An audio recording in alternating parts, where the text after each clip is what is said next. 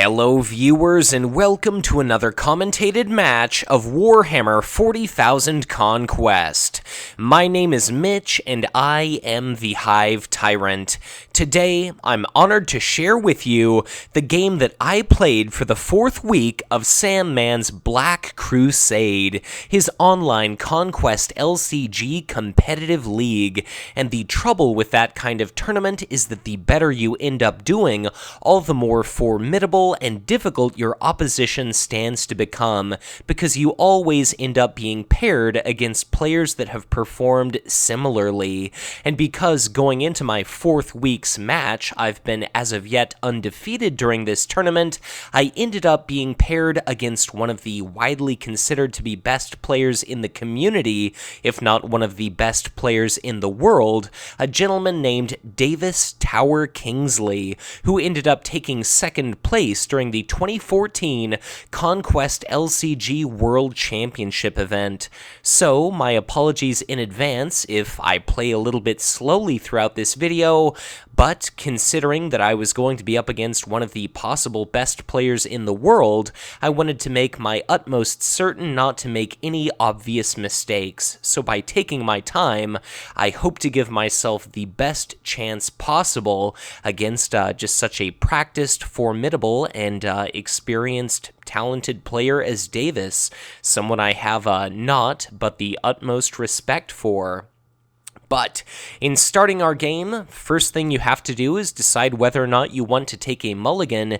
Note that I happen to be the player holding the initiative token. I took a ridiculously long amount of time to decide whether or not I wanted to keep my opening hand. In fact, I took long enough that Davis ended up prompting me, do I want to keep my opening hand? The first thing that caught my eye was that Talisarian Tempest Blade. That's incredibly useful with Captain Cato Sicarius. And again, note that this is yet another instance of my taking a break from my recently adopted Astra Militarum faction Warlord Broderick War. So I thought to myself, the Talisarian Tempest Blade is absolutely fantastic.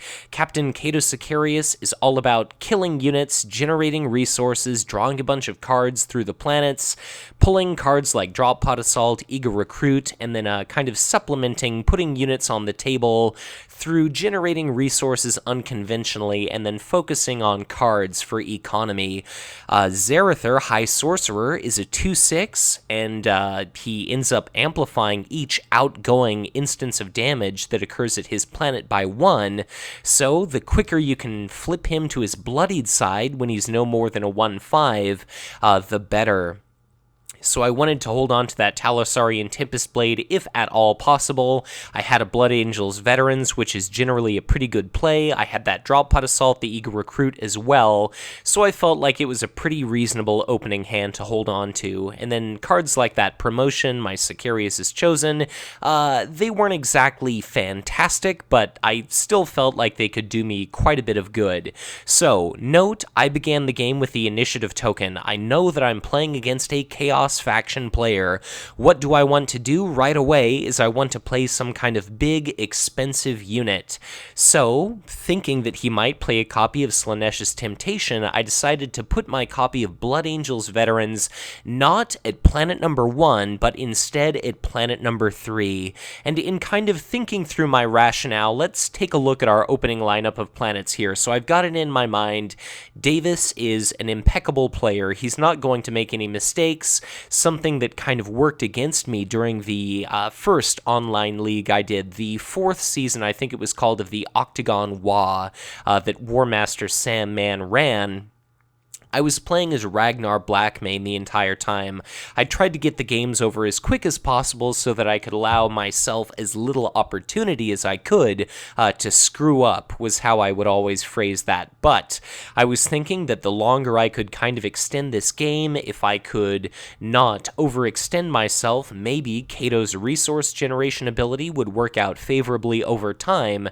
And I did a fair bit of predictive guesswork in regard to what I would be up against. So Davis, as one of our community's most prominent players, everybody was expecting him to attend the 2015 World Championship event, so he posted his deck list online. He's kind of known to be a Zarathur player, so knowing that I had a week to plan to play against Davis, I engaged full tryhard mode, and I would be surprised if I didn't know the exact contents of Davis's deck here. So I knew that he was running relatively weak on command, and I figured that if I could play a long game, I might be able to win against him over time. And in building my deck, I tried to focus on rather high HP units just to try to overcome the large volume of damage that Zarathur could dish out, and then I just kind of catered my mix of Space Marine tricks, ideally to work against Zarathur. Like during the previous week's match, I was hoping that Papa Khan, Rick Reinhardt, would play Packmaster Kith. I constructed my Captain Cato Sicarius Space Marines faction deck accordingly, but to my chagrin, he did not end up playing Kith. But it looks like I guessed correctly, assuming that Zarathur, a renowned I guessed correctly that Davis, a renowned Chaos player, would indeed pick Chaos, but I have distracted myself. Planet number 1 is Yavvarn. It has a rather undesirable battle ability. It's only worth 1 resource. It's a Tricon planet, 1 planet type icon of each color, but I could really care less if I win that or not. If I play smart, I don't necessarily need to win the first planet. I don't even need to necessarily win the second planet, but note my first play was that copy of Blood Angels Veterans. Davis responded by playing a copy of Slaaneish's Temptation opposite it. I don't have a whole hell of a lot of resources to put out. Note everything in my hand was rather expensive in regard to command, and I was thinking that I could spend a lot of resources just to put combat units on the board at planets that I wasn't really sure if I even wanted to, really fight to win them or not. I don't really have a concrete, well-defined victory condition yet. I just kind of figured that I would stall as long as I could and not really commit to any kind of big strategy, not try to overextend myself, and most definitely not incur a tremendous amount of economic punishment from really subjecting myself to having to pay a resource premium time and time again as a result of that Slaaneish's Temptation. So my second play was a copy of Promotion affixed to that Blood Angels Veterans, just because I figured that if I had to pass earlier than my opponent, and Chaos is generally kind of known for having a lot of deploy stalls, thanks to effects like Ammo Depot, that copy of Rotten Plague Bears at Planet number 1, just a lot of low-cost different effects, Promise of Glory, things like that. I just figured, why not stall for a little while? I knew I was going to play that copy of the Talisarian Tempest Blade, so I ended up putting that into play, and Davis threw a copy of Rotten Plague Bears to Planet number 1, and I was actually very happy to see that play. I wasn't intending to play anything too powerful to the first planet. I didn't want to send my Warlord there if I could help it, so having the Rotten Plague Bearers show up during a subsequent during a subsequent round's command phase exhausted, where they can't use their ability to potentially deal out 2 points of damage alongside Zarathur, I was totally cool with that, so I was very happy that Davis played that 2-cost unit to that planet. Something else I was very happy to see is after a little bit of repositioning, Davis ultimately decided on sending a copy of his Chaos Fanatics to Planet number 2, and that is where I wanted to go with Cato. So, Planet number 2, it's got a 2-card bonus associated with it. Note, I'm holding on to some resources because I've got a Drop Pod Assault that I can play for 2, and I have an Eager Recruit that I could also play for 2 because of the copy of that Slaaneish's Temptation. So I've got my Blood Angels Veterans with its 3 command icons positioned at planet number 3.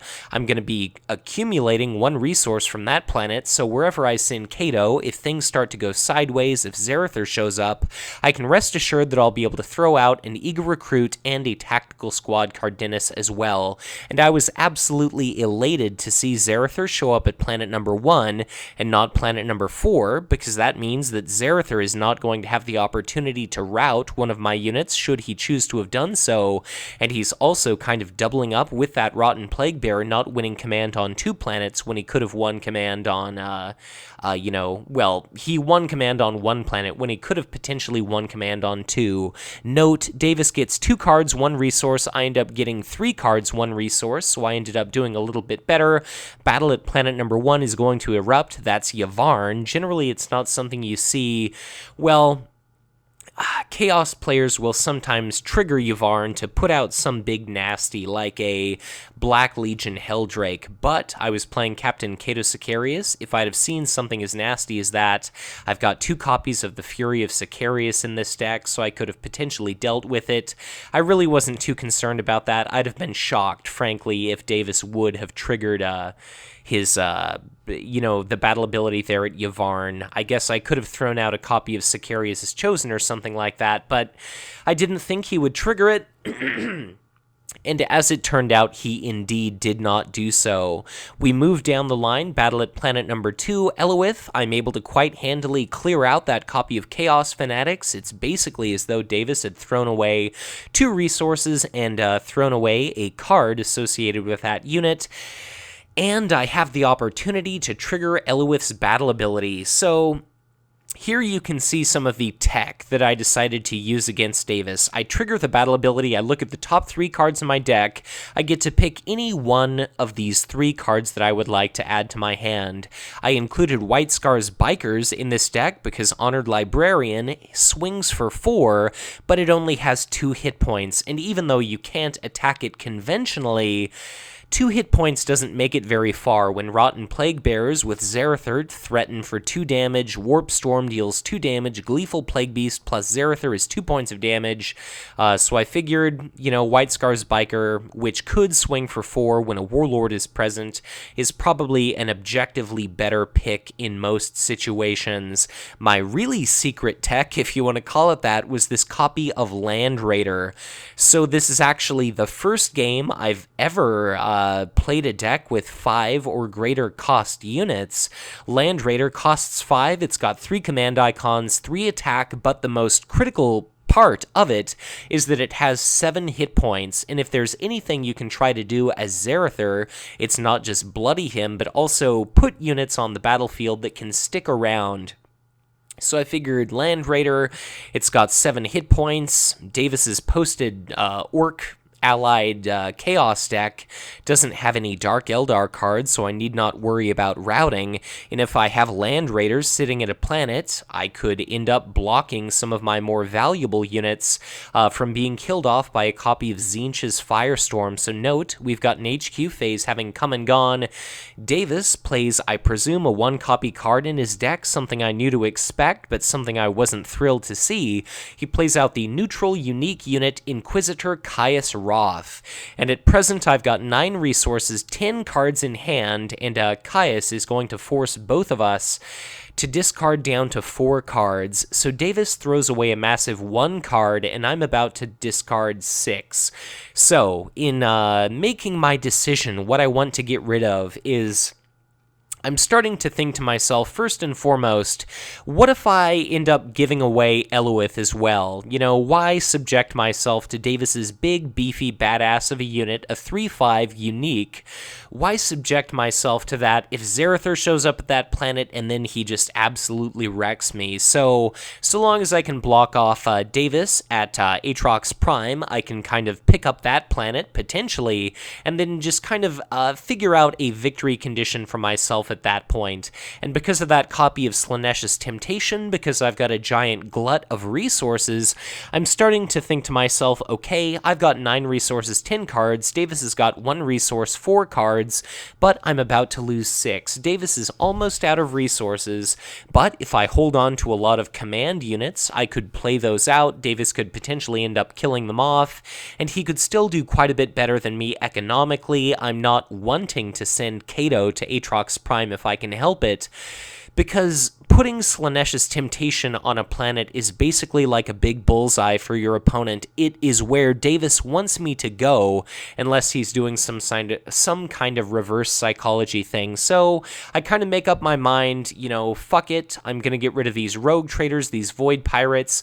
I'm going to kind of focus on saving the absolute best cards in my hand. I want to hold on to that copy of Primal Howl, because I've got that Talisarian Tempest Blade. At some point, I'm going to try to block off Zarathur, presumably at Aatrox Prime. I can only imagine he'll show up to that planet, so Primal Howl, I can go ahead and react that event upon being commit to the same planet as Zarathur if our warlords run into each other, and then that's as good as having 3 additional cards in my hand, so I definitely wanted to hold on to that.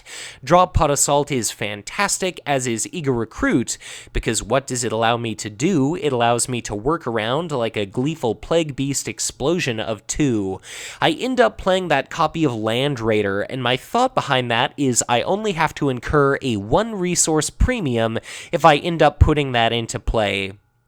And I'm convincing myself right now, okay, screw it, I'm not going to send Captain Cato Sicarius to planet number 1, I'm going to allow Davis, as much as I kind of hate to do it, to pick up planet number 1, he can enjoy that big card bonus, he can enjoy that Elwith being triggered, maybe he can find his, Mark of Chaos, or his Shrine of Warp Flame, or any number of absolutely wretched Chaos faction cards that could just be my, just absolutely destroy me.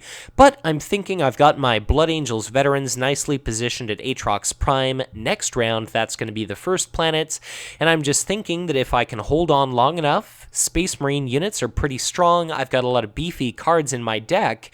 If I could potentially manage to win Aatrox Prime and Farron into Iridial, then that is going to be the game for me. Or if I win Aatrox Prime and Iridial and Planum, our current number 5, that could be the game as well. So, Aatrox Prime, I wasn't really thinking about sending Cato to that planet, and I'm thinking to myself, okay, where do I want to go? If I go to Farron, that's not going to be tremendously useful because, what am I going to do? Inquisitor Caius Roth will be in Zarathur's HQ by the time I have the opportunity to route anything. Both of us have passed. If I go to Planum, I'll have the opportunity to either relocate my Blood Angels veterans or my Land Raider. And I was figuring that, Davis would either send Zarathur to presumably planet number 3, where he could end up routing one of my powerful Space Marine units, like my Blood Angels veterans or my Land Raider, or he might send Zarathur to planet number 1 just in case if Captain Cato Sicarius also goes to planet number 1, he'll be able to not only maintain initiative, but because he'll have that copy of Inquisitor Caius Roth showing up unexhausted. He'll have Inquisitor Caius Roth sitting at that planet ready. That would mean, one command icon for Davis there. So I settle on planet number 5, Planum, which is the planet that affords me the opportunity to relocate one of my units. And note that Zarathur set himself up at at Farron, the route, a target unit planet.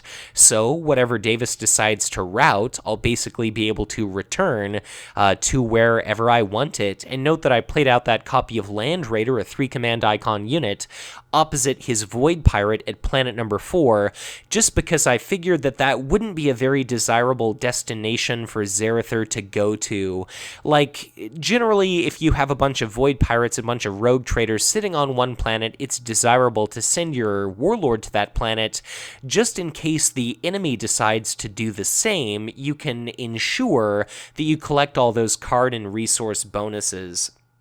But I was thinking that if Zarathur was foolhardy enough to show up at planet number 1, note he's currently got 3 resources, Zarathur by himself, with the assistance of that Rotten Plague Bearers, is probably not going to be enough to chew through my 7 hit point Land Raider. And if Zarathur is foolish enough to end up being exhausted, I've got that Eager Recruit, I've got a Drop Pot Assault, plus I've got my Primal Howl as a possible 2-value shield card, and all of that could potentially contribute to the possible bloodying of Zarathur. So I felt like that was just an absolutely, sensical play on my part. I won't call it impeccable, but it was definitely a very cogent and, well planned out play on my part. Note, Eloith is going to be captured, and my friend Davis here is already sitting at 2 blue technology icons. Zarathur is going to end up winning Farron entirely unopposed. I could have done something moronic, like playing an eager recruit and a drop pod assault to planet number 3, but Zarathur has the initiative. He'd be able to kill off some of my stuff. He might have a Tzeentch's Firestorm in hand. Being able to attack for 3 and then firestorming for attacking for 2 and then firestorming for up to 4 just definitely would have made for a very bad situation for me. Note, Planum is going to be activated here, and I'm just trying to think which of my units do I want to move where. Throughout the duration of this match, I'm always trying to think where exactly does Davis want my Warlord to go, and then where, secondarily almost, is most advantageous for me to send Captain Cato Sicarius. So I kind of wanted my Land Raider to remain at that planet opposite that Void Pirate. I felt like that was a great little bit of a tar pit.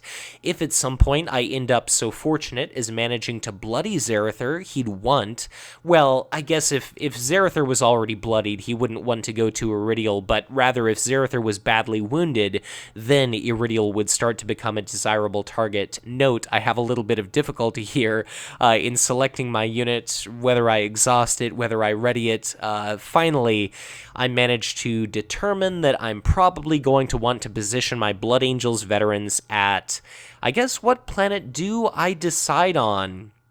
One of my pitfalls, perhaps nowadays, that instead of trying to think, how can I try to win the game as quickly as possible, I really kind of play on the edge of a knife. Like, it would have been obvious to dump my Blood Angels veterans at planet number 1. They've got 3 command icons. It kind of sucks that it would be my initiative the following round. Blood Angels veterans, it's always nice when they can go second so that they can take 1 point of damage and, prevent it. But I'm trying to think it would be absolutely fantastic if I had my Blood Angels veterans positioned at planet number 2, because 3 command icons beats the hell out of 1, and that Rotten Plague Bearers, they're welcome to use an action to deal 1 point of damage to my Blood Angels veterans, and it looks as though that is what I decide on. So I was kind of thinking in my mind, depending on what exactly Davis does during his deploy phase, that's going to determine whether I decide to send Cato to planet number 1, or I decide to be incredibly risky, incredibly ballsy, kind of stretch the game out, and show up at some subsequent planet. So definitely keep in mind, please leave feedback letting me know what you think I did well, but more importantly, let me know what you think I did poorly, what I could have done differently or more optimally. So, note, at this point, Slaanesh's Temptation remains in play, but it is affixed to the first planet. So, I'm welcome to kind of garrison the first planet with some soldiers, and now I don't incur any penalty for playing units to the first planet. So I throw out a copy of Blood Angels Veterans.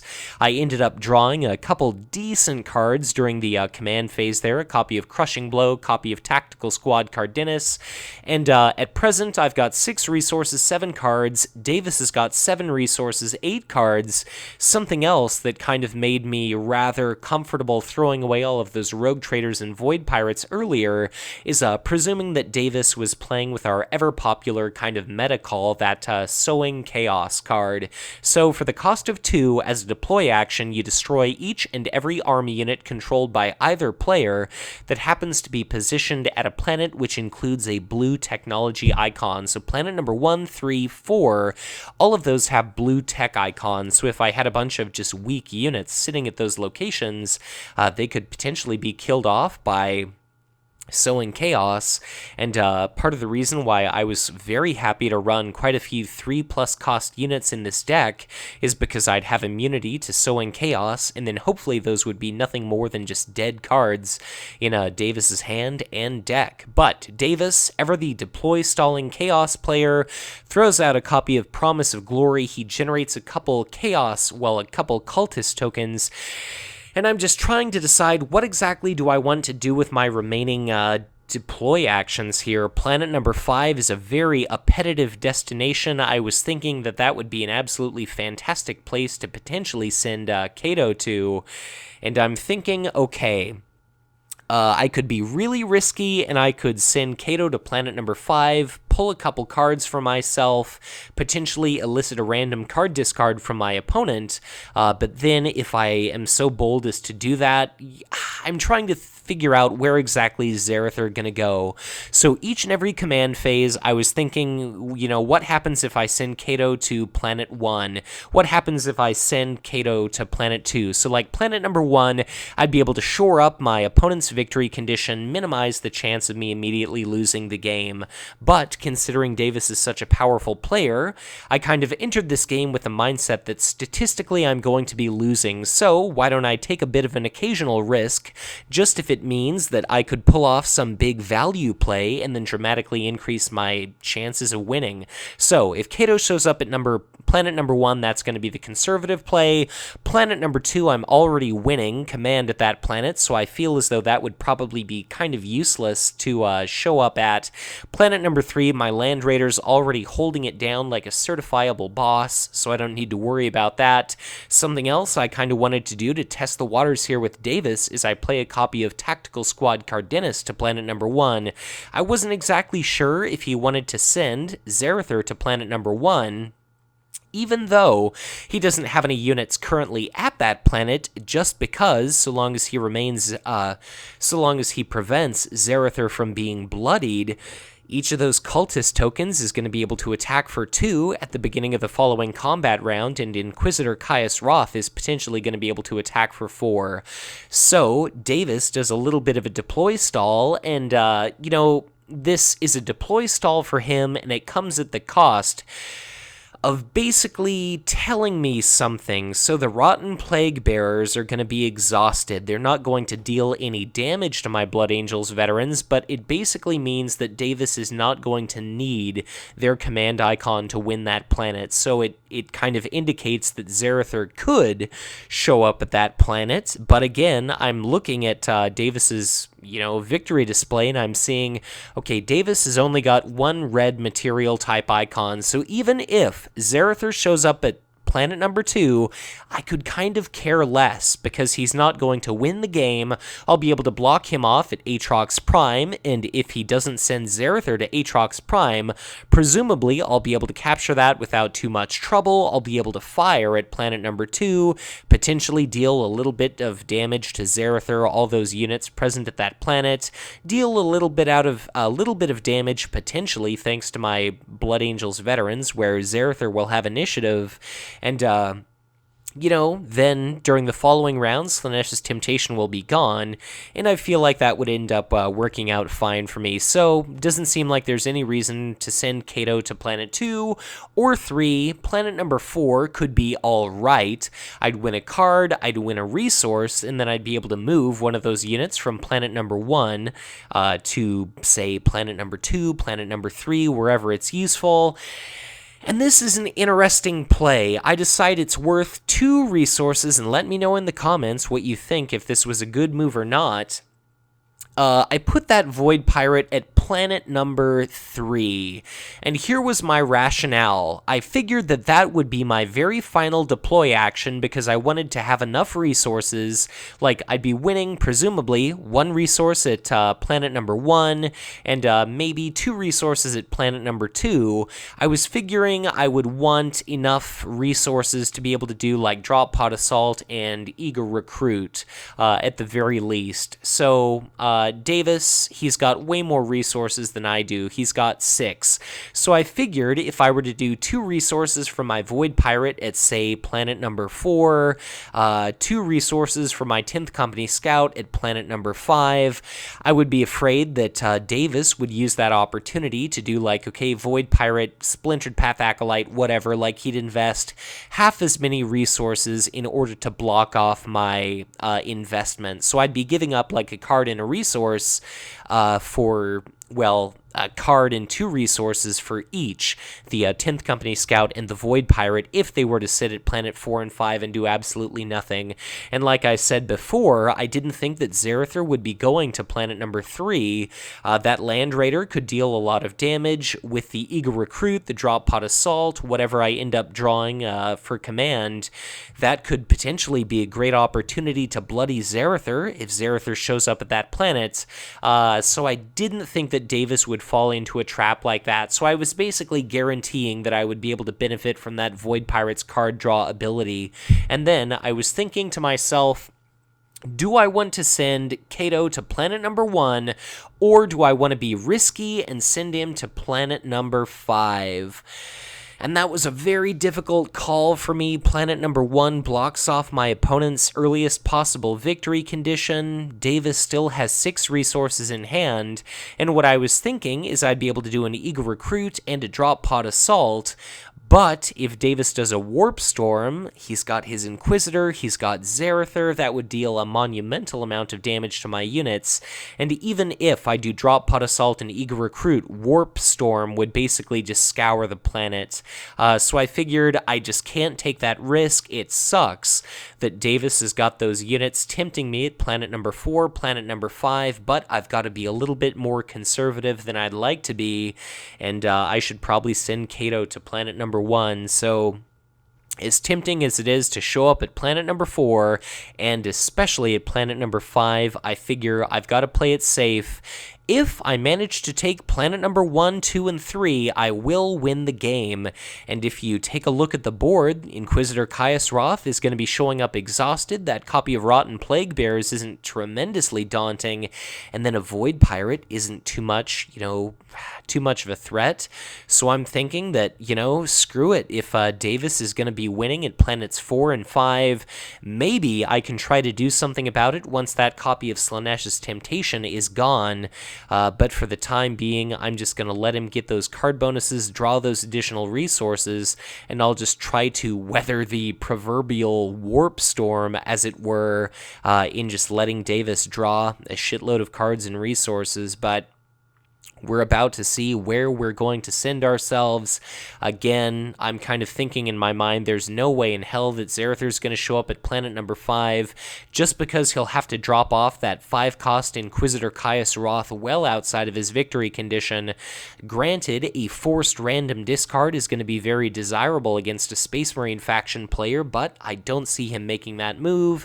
It doesn't make any sense for Zarathur to go to planet number 4. Planet 3 is way too risky. Planet number 2 just kind of seems somewhat inadvisable. So I'm thinking Davis is probably going to show up to planet number 1, and I'm probably going to respond by also going to planet number 1. And again, I've got Initiative, I've got a copy of Crushing Blow, I've got that copy of Tactical Squad Cardenas, so I'm just trying to decide, do I have, really anything else I need to do here? But looks like, again, I apologize for being an incredibly slow player. I was just, trying to double think, triple think through my actions. Davis is widely considered to be one of the best players in the world, so I didn't want to make any foolish mistake that was, just going to be suboptimal and foolhardy. But looks like both of us have finally decided on where we're going to send our warlords. Hopefully it takes a little bit less thought from here on out. And here we go. This is kind of exactly what I wanted to see. So, Captain Cato Sicarius shows up at planet number 1. Zarathur shows up at planet number 1. I throw out that copy of Primal Howl, and that's going to be 3 cards drawn by me. So, I've got 2 command icons at planet number 1. Zarathur has 0 command icons. Planet number 1 is going to be a card and a resource for me. Planet number 2 is going to be a couple of cards for me. Planet number 3 is going to be 2 cards for me. And, granted, Zarathur is going to win 3 cards and a resource from the less than latter half of the board, but I'm able to shut off that Void Pirate of his. He ends up getting a total of 3 cards and 1 resource. And I end up getting 3 cards and 3 resources, so I've got 5 resources, 10 cards. Zarathur's got 7 resources and 9 cards, but keep in mind, each and every time Captain Cato Sicarius kills an enemy unit, that's going to be +1 resource for me, and considering I had to discard 6 cards earlier to Inquisitor Caius Roth, I'm starting to feel pretty decent about my odds. Note, I've got the initiative token, and in the 3 cards that I drew, I'm now holding on to 2 copies of Indomitable. I've got 2 copies of Crushing Blow. I wish to hell it was a 3rd copy of Crushing Blow, because I've got the initiative. That means I get to swing prior to Zarathur, and that means if I have the opportunity to take a swing with my Talisarian Tempest Blade wielding Cato, that would be 3 Armor Bane damage, and if I had all 3 copies of Crushing Blow, that would be Zarathur bloodied without absolutely anything else to be said about it. So, we're in the middle of the command phase. I'm calling out actions. Note, I drew another copy of Secret Tech. I've got a copy of Tense Negotiations here, but I didn't want to activate that during the command phase because, what would activating Aatrox Prime do for me? Absolutely nothing. I was trying to think in my mind, okay, I'm going to use my first action to deal damage to Zarathur. He has to take it. Do I want to use those Crushing Blows now or not? I probably left this arrow lingering for too long on Zarathur just because it gives away I'm deciding kind of whether or not I want to use a copy of Crushing Blow.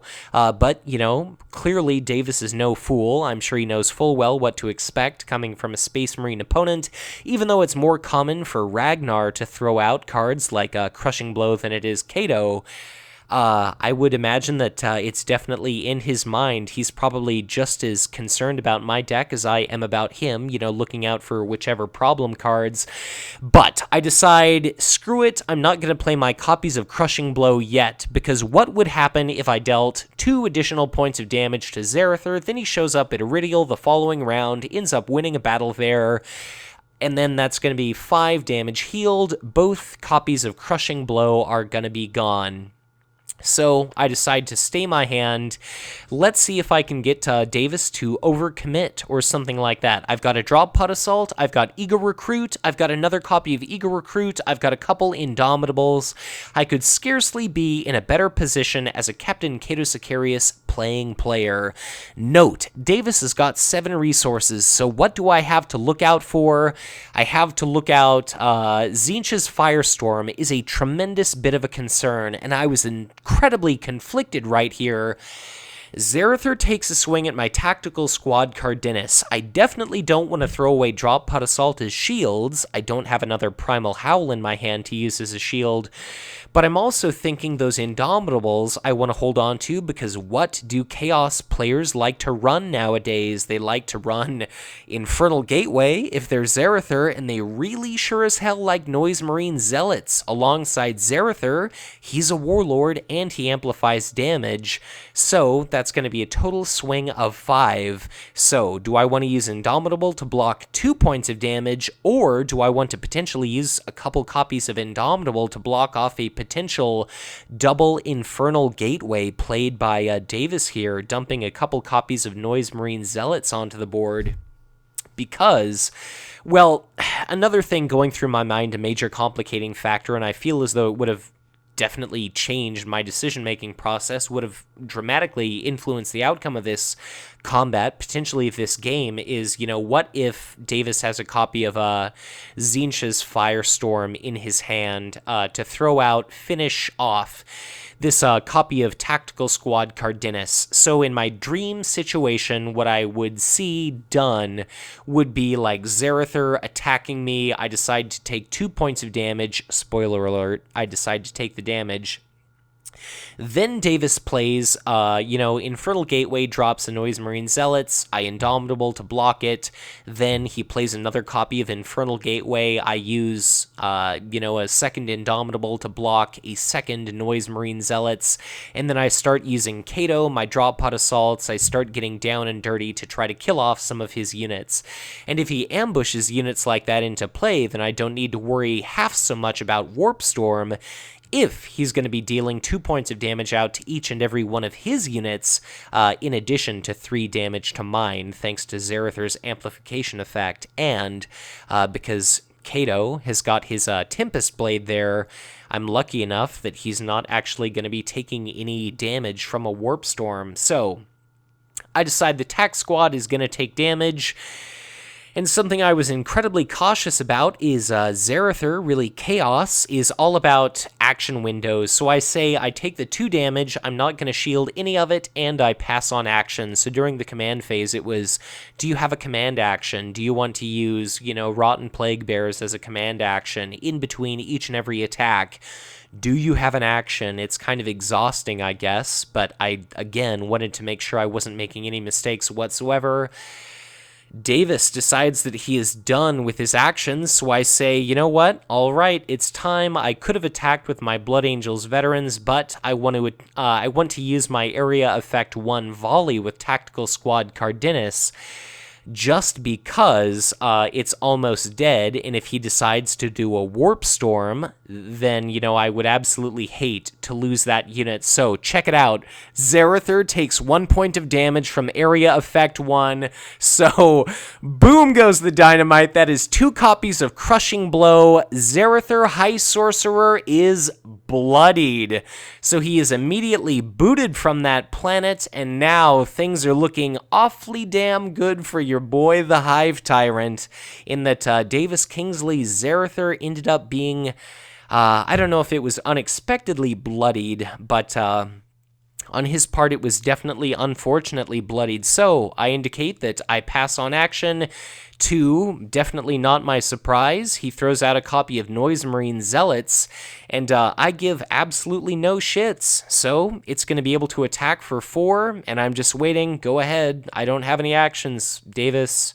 Take your swing at me. So I indicate I pass on actions. Something I feel that worked to my benefit in this match is we did not actually play on Skype, so I didn't feel too bad taking as much time as I needed to make my moves. Davis, unfortunately, because of getting a call from work, ended up being about 40 minutes late to our scheduled match, so I definitely wasn't feeling any mercy in regard to taking my sweet time playing. So, Noise Marine Zealots swings for 4. I throw down my copy of Indomitable. So, Davis is about to be out his copy of Noise Marine Zealots. He's down 1 copy of Infernal Gateway. He says, I guess, that he's done with actions. I indicate that I'm done with actions. And now it's going to be up to my Blood Angels veterans to attack. So this is something I feel is very simple, very straightforward, but it's an opportunity that a lot of players could use to make a suboptimal play. Infernal Gateway drops a unit into play. If that unit's still around, if it's still on the tabletop at the end of the phase, you have to discard it. So I've got the initiative token. That means once all of our units are ready, I'm going to have the opportunity to attack first. Cato attacks for 3, Armor Bane, Noise Marine Zealots have 3 hit points. So, what do? I attack Inquisitor Caius Roth, even though I cannot potentially kill him with my Blood Angels veterans, just because, either Cato, okay, so we're going to come to the end of a combat round shortly here. The Inquisitor, Zinch's Firestorm, gets discarded by Davis, so the Inquisitor takes 1 point of damage. Either Davis plays another combat unit, we come to the end of the combat round, and then my first action is going to be able to kill off his Noise Marine Zealot, and then he's just got a 3/3 unit left at that planet, or he decides to retreat with his Noise Marine Zealot just to deny me the opportunity of harvesting 1 resource. But then the Zealot ends up dying anyway, and then he only has one remaining copy of Infernal Gateway in his deck, so I'm fine with that. If he wants to have Inquisitor Chaos Roth stick around, I'm okay with that. If the Inquisitor wants to retreat, I'm also okay with it showing up once again exhausted, so it's all going to come down to, does Davis want to stick around? Does he want to tangle with me? Does he want to risk me earning additional resources just because each and every resource I accrue? Note, I've got 4 resources, 7 cards relative to Davis's 6 resources, 6 cards. At the moment, I've got command pretty heavily locked down on our next 2 planets in line. Davis, of course, is all over planets 4 and 5, but you know, whatever. At this point, I'm just kind of going fine.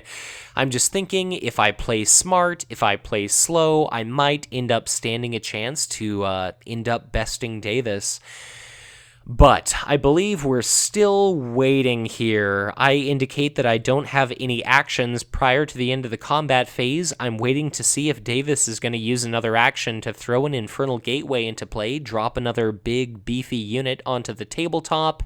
I forget what exactly his posted deck list had in regard to Noise Marine Zealots, if it was 2 copies or 3 copies, but he could have also put any number of different nasty things into play. But that's fine.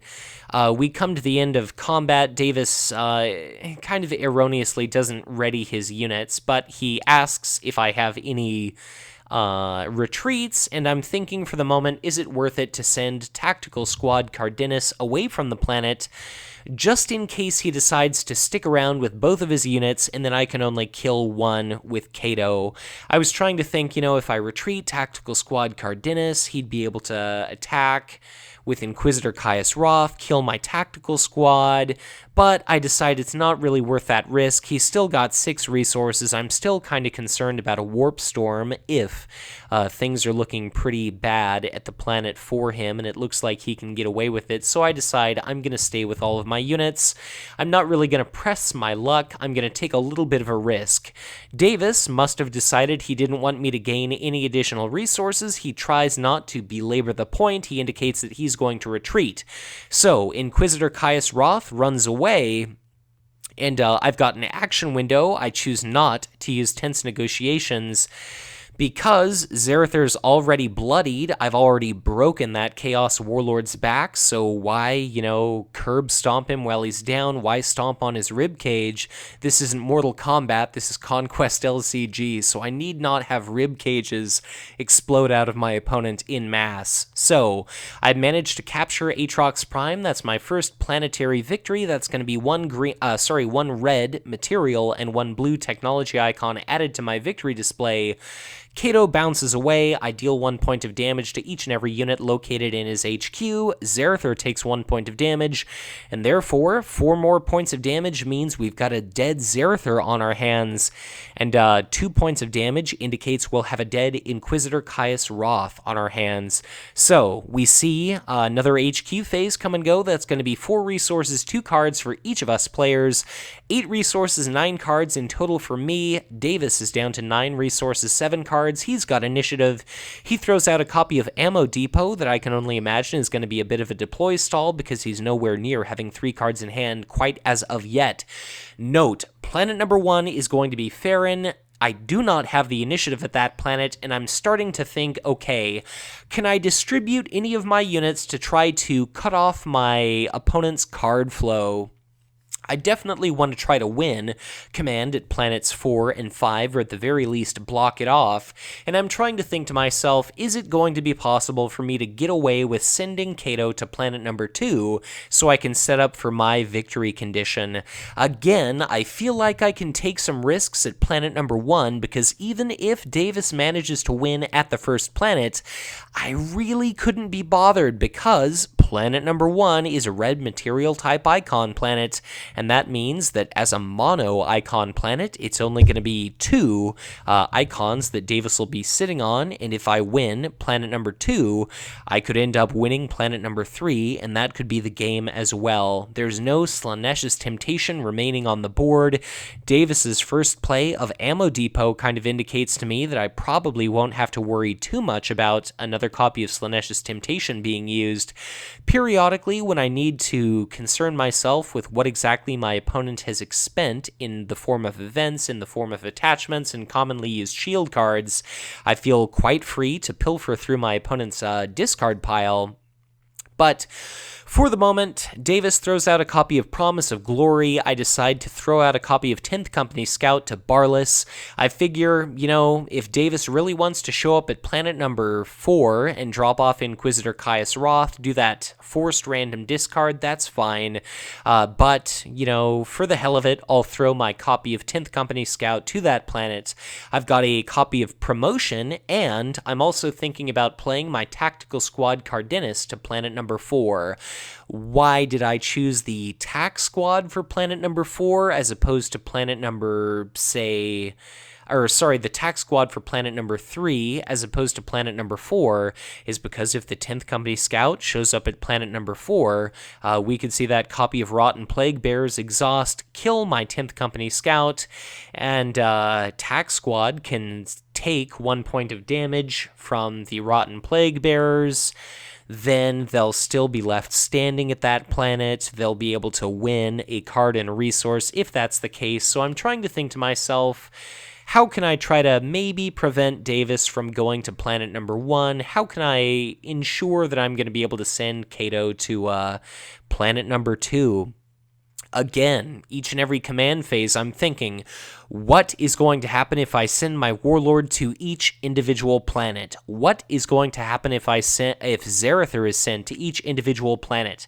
Like, let's think. Planet number 1, Zarathur has got 9 resources, so what do I have to worry about? Warp Storm, Tzeentch's Firestorm, another copy of Infernal Gateway, and that's pretty much that.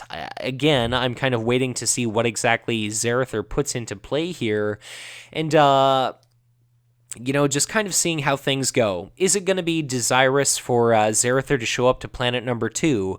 Not really, because if Zarathur shows up at planet number 2, it's going to be very difficult for a bloodied Zarathur, a current 1/4 Warlord, to chew through a 3/7 Land Raider that disallows you the opportunity to using Tzeentch's Firestorm to pinpoint remove any other units at that planet, and Zarathur's no longer going to be augmenting that source of direct damage, so things are definitely not exactly looking up for Davis just because of that play there, but he puts out a copy of Splintered Path Acolyte to planet number 4. I can only imagine that that's kind of...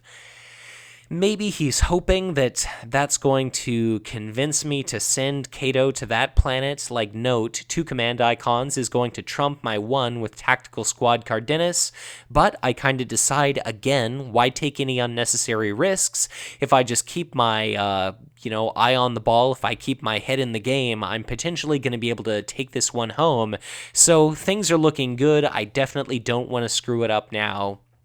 I've got that copy of Promotion that I'm ready to throw on my 10th Company Scout, just because if Zarathur pursues that planet, he's going to be throwing away his Inquisitor, he's potentially going to be throwing away those Cultist tokens, and I'm very okay with that.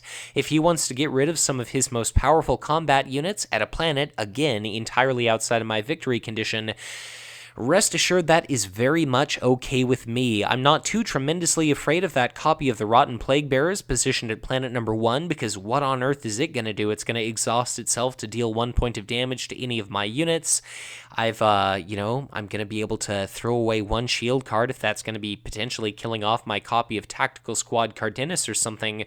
But where I ultimately decide to send my Warlord, whether it's planet number 1, planet number 2, all of it is going to hinge upon what Davis ends up playing during the remainder of the round here. Note, in my hand, I feel as though I can be pretty flexible if...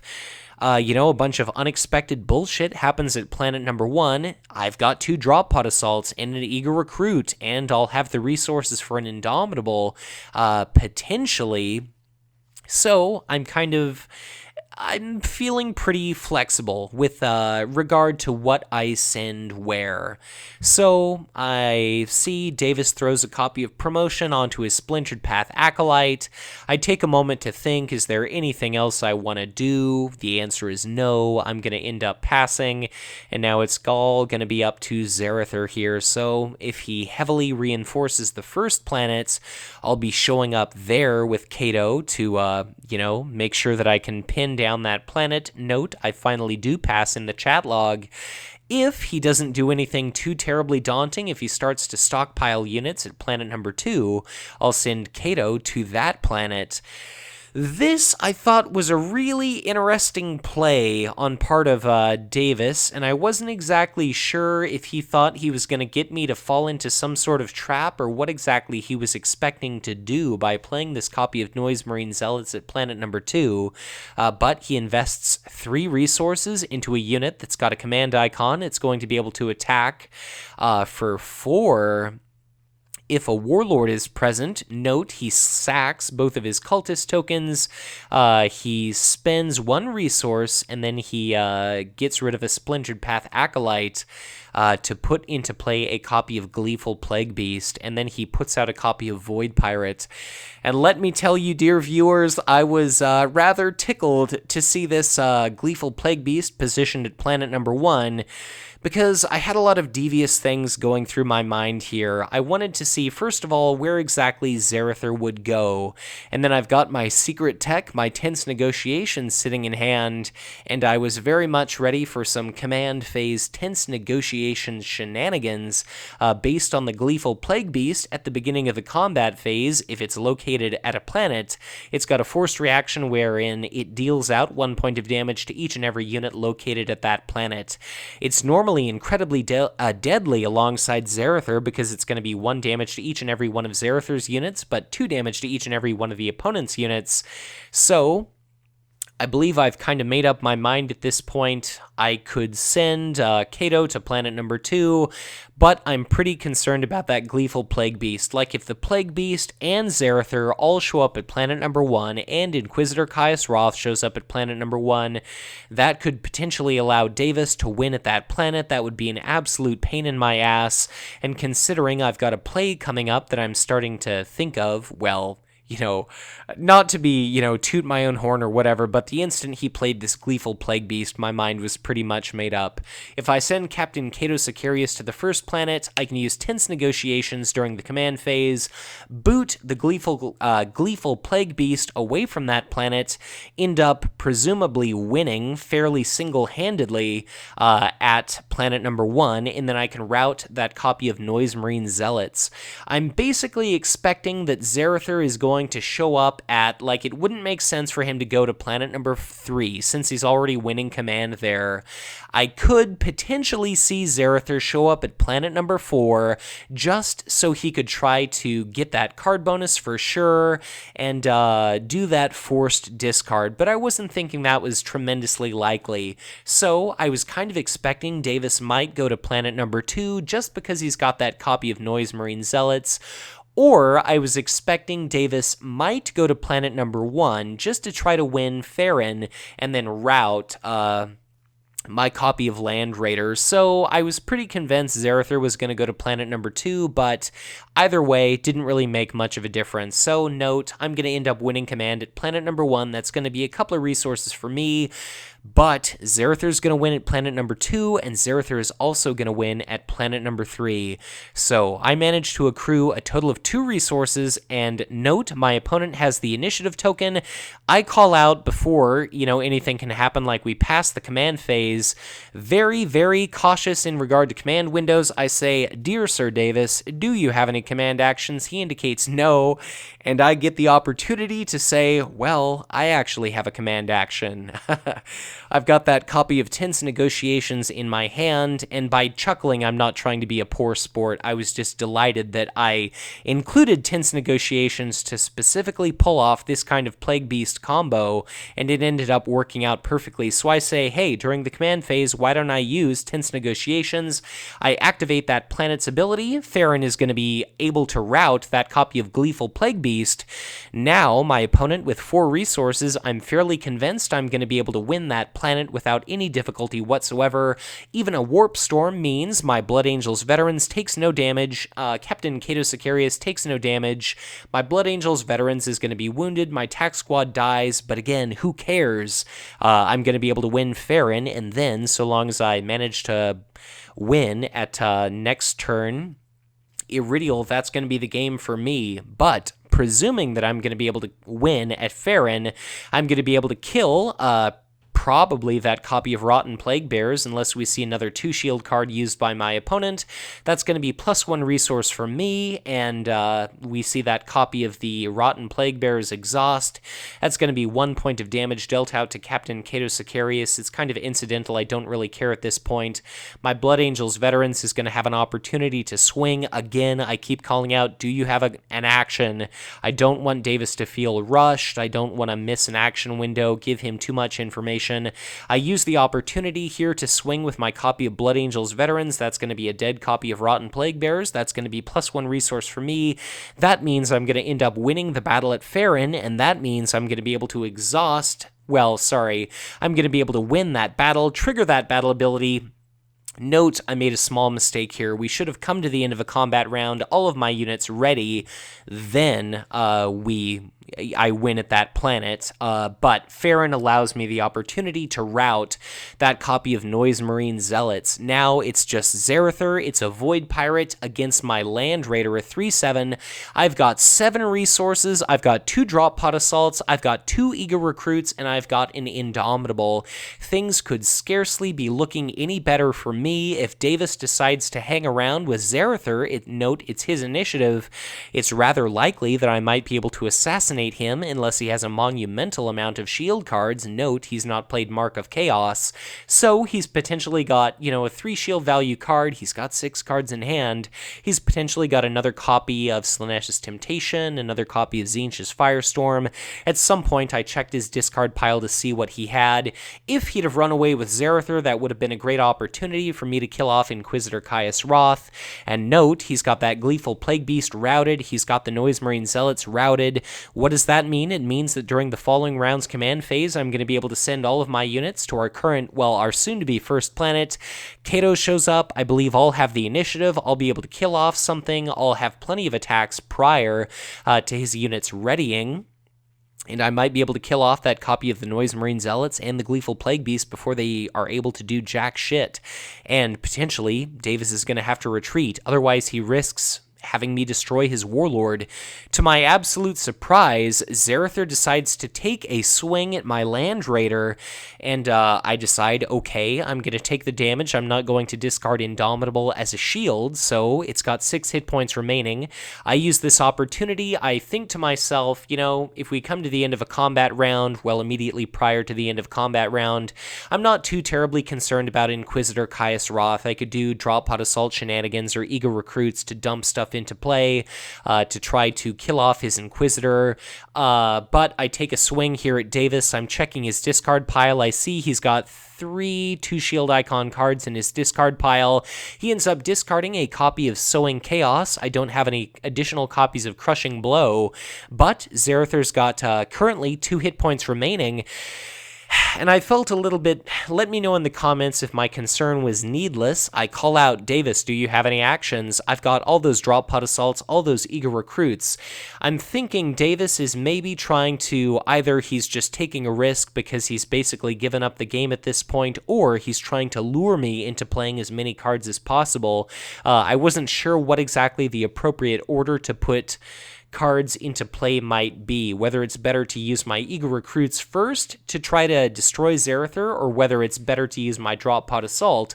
I end up deciding it's better to use a Drop Pod Assault first, just in case I end up getting something like a Blood Angels Veterans or a White Scars Biker, some kind of beefy, formidable Space Marine faction unit that's going to necessitate Davis investing the majority of his remaining resources into a possible Tzeentch's Firestorm to try to destroy, just because I was thinking it would be a damn shame if I play both Drop Pod Assaults and both Eager Recruits, and then Davis uses a Warp Storm and is able to scour the planet, and then is able to somehow, come back and retreat with Zarathur, just because things would be very complicated if we go into another round. If I don't draw a bunch of combat units, if Davis does draw a bunch of combat units, things could have looked a little bit shitty for me. So I throw out that copy of Drop Pod Assault.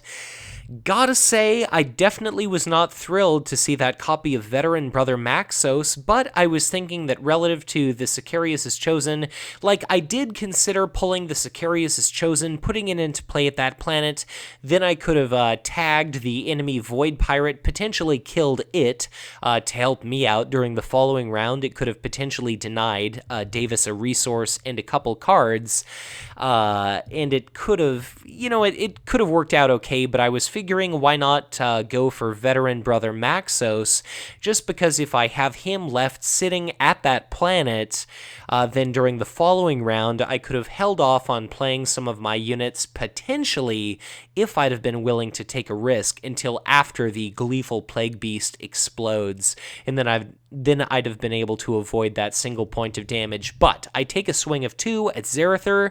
He throws out a copy of a 2 shield value card, and this is where I was starting to think, okay, maybe Davis has just got a handful of shield cards. If I do another Drop Pod Assault, is Davis just waiting for me to fill the board with units, and then he'll end up doing that Drop Pod Assault, the Warp Storm to kill off my dudes? But I say, okay, I'm going to go ahead and do it. What do I have here? I've got a couple copies of Primal Howl, a Crushing Blow, a White Scars Biker. So I think, okay, I'm going to start putting my most desirable stuff at the top, the topmost of the bottom of my deck, so I grab one of those 2 eligible copies of the White Scars Biker. I think at this point Davis has used each and every copy of Tzeentch's Firestorm, but I'm very convinced in my mind that I've still got a Warp Storm to look out for, so I get rid of that copy of Drop Pod Assault. I decide to take a swing at Zarathur after I call out, do you have any actions? Do you have any actions? Because of the presence of a Warlord, I swing for 4, and Davis Kingsley, a gentleman who ended up taking second place during the 2014 Conquest LCG World Championships, calls out GG. Good game, incredibly well played game by Davis Kingsley. This was an absolutely fantastic match. I had myself absolutely convinced for an entire week that statistically I was likely to get absolutely crushed, but I feel as though I played a rather decent game.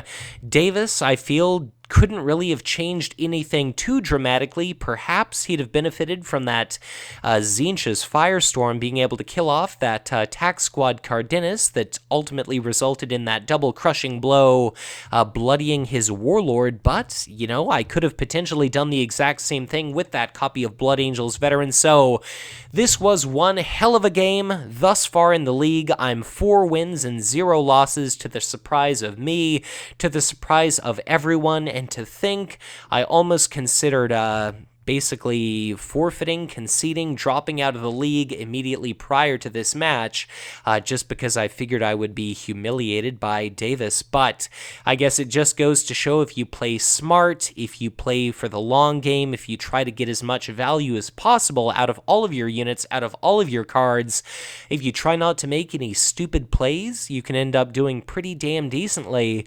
And whether or not it made a tremendous bit of difference, I definitely kind of teched this deck, knowing that Davis was likely to play this Chaos faction deck that he'd been praising and singing the accolades of for weeks, if not 4 months. So As always, thank you so much for watching.